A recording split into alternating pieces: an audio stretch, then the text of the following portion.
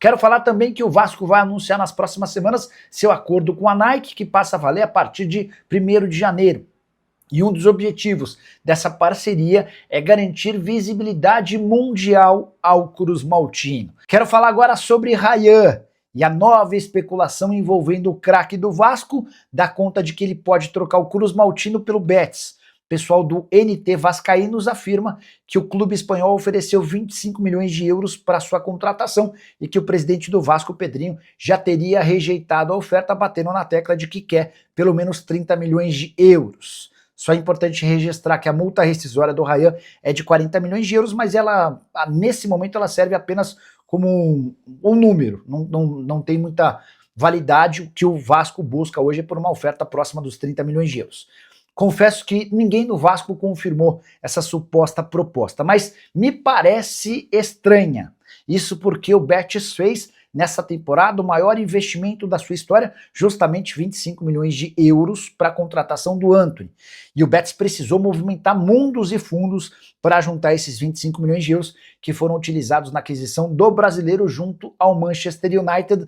Não me parece muito factível que 6 meses depois, na janela de inverno, que é sempre mais fraca no futebol europeu, o Betis consiga mais 25 milhões de euros para contratar, ainda que uma promessa, um candidato à estrela no futuro não tão distante. Assim que tiver qualquer novidade sobre o Vasco e Ryan, conto para vocês, beleza? Nicola, Maurício Lemos não vai continuar no Vasco ano que vem. Qual o zagueiro especulado para substituí-lo? Tem alguma notícia? André, estou sendo bem sincero com você. Todos os nomes divulgados recentemente no Vasco, todos eu não consegui confirmar nenhum. Todos, inclusive, parecem especulação. E que não vão se confirmar. Renan Lodge, o Lerma, o Elinho, são caras hoje acima da realidade financeira do Vasco, tá? O Vasco tem feito movimentos super legais, interessantes, com reforços que chegam de graça ou quase de graça, e esses atletas que eu citei, todos extremamente caros. Ah, Nicola, o Lodge tá livre, mas ele tem mercado na Europa e tá cogitando ganhar mais do que ganhava na Arábia Saudita. O Lemos não tem por que ficar, jogador bastante abaixo, já tinha deixado isso bem claro enquanto jogava no Atlético Mineiro, foi para o Vasco, teve pequena importância no primeiro momento, mas enfim, não é jogador também para o Vasco, certo? Nicola, hoje o Vasco é o melhor time do Brasil? A pergunta é do Paulo Mota. Paulo, no recorte de outubro, acho que dá para dizer que sim. O Vasco é líder do retorno ao lado de Palmeiras e Mirassol.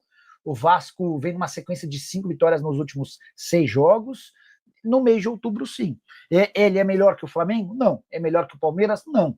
É melhor do que o Cruzeiro? Não. É melhor do que o Mirassol? E, cara, o Mirassol é uma coisa louca, né? Deixa eu só falar rapidinho no Mirassol.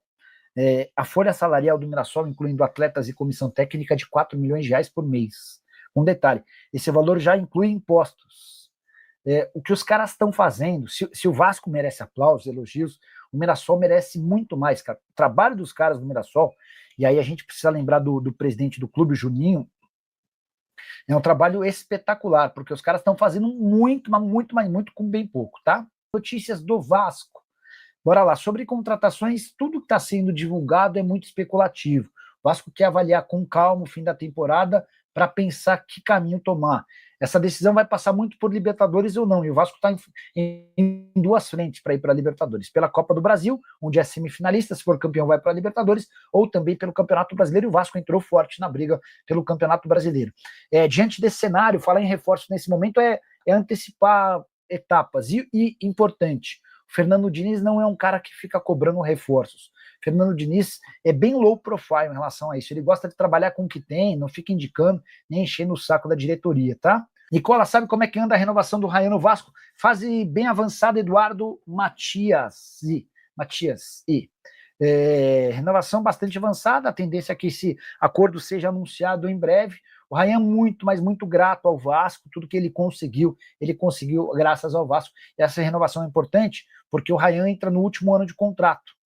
O vínculo dele se encerra em dezembro de 26. E para evitar qualquer transtorno ou problema, renova-se agora e vende ele na metade do ano. O único ponto é que toda vez que o Vasco renova o contrato, ou quase toda vez que o Vasco renova, o Vasco vai cedendo percentuais ao atleta. Isso pode acabar determinando, quando da venda do jogador, um percentual menor para o Vasco e maior para o atleta, tá bom? Nicola, será que o Vasco vai ressuscitar o defunto do São Paulo ou vai acabar de afundar na cova? Se perder para o Vasco, esquece Libertadores e pré-Libertadores. O Severino Costa tem razão. O jogo do São Paulo próximo contra o Vasco, no final de semana, com São Januário lotado, joga domingo e desde terça-feira todos os ingressos vendidos. O jogo é decisivo, porque especialmente com a vitória parcial do Flu, o Flu tá ganhando, tá? O Fluminense tá indo para... Tô abrindo a tabela de classificação aqui, ó. Vitória parcial, intervalo de jogo, Fluminense 1, Ceará 0, jogo no Maracanã, partida atrasada. O Flu tá indo para 47 pontos, na sexta colocação, tá passando inclusive o Botafogo. Nesse momento a gente tá tendo praticamente todos os times com 30 jogos, exceção a Sport, Fortaleza, Santos... Não, esquece o que eu ia falar, tem um monte de time ainda com 29. Mas assim, o Fluminense está indo para sexto, 47 pontos. Botafogo sétimo, 47 pontos. O Flu está na frente pelo número de vitórias. E o São Paulo aparece com 41 pontos. São 6 de desvantagem. Até para brigar pelo G7 para o São Paulo seria complicado. E aí a gente está falando de Vasco e São Paulo, né? O Vasco é o oitavo com 42 e o São Paulo é o nono, 41. Se o Vasco vence o São Paulo, ele vai para 45 e abre 4 pontos do São Paulo. E aí fica bem difícil para o São Paulo ir buscar. Nas 8, seriam 7 rodadas, né? Restam 8. Depois do jogo entre São Paulo e Vasco, vão restar 7 partidas. Acho difícil que o São Paulo vá para a Libertadores também, porque o Tricolor não terá à sua disposição o estádio.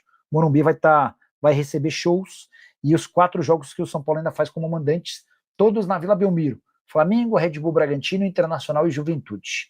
Vascão que entregou para o Palmeiras, escreve o Fábio Luiz. Boa noite, Nicola, meu Vascão em alta.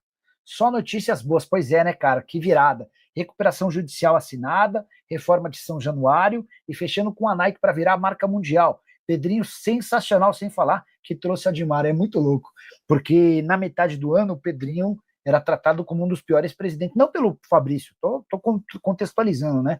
Mas o torcedor do Vasco, em geral, tratava o Pedrinho como um dos piores presidentes da história. Muita gente até colocando em xeque a índole do cara, que pode ter todos os defeitos, mas é muito sério e nunca roubaria o Vasco, né?